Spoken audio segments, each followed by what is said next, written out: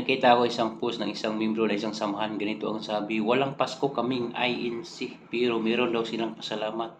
Hindi siguro itinuro o hindi nila alam kung anong ibig sabihin ng Pasko. Ang salitang Pasko ay kinuha sa salitang Paskwa.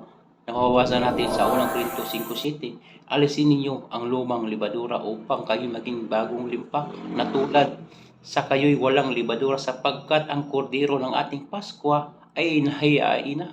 Sa makatuwid bagay, si Kristo pala yung Paskwa o Pasko.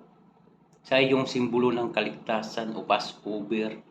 Yan po, kung mayroon kang Pasko araw-araw kasi si Kristo po ay kapayapaan, mayroon kang kapayapaan sa puso. Araw-araw po yun, hindi po isang araw. Kung sabihin ninyong wala kayong Pasko, ibig sabihin wala kayong Kristo. Pangalan ng inyong iglesia ay pangalan ni Kristo tapos wala kayong Pasko. Na ibig sabihin ay Pasko o kaligtasan, siya po ay si Kristo. Kapayapaan, Pasko o Paskwa.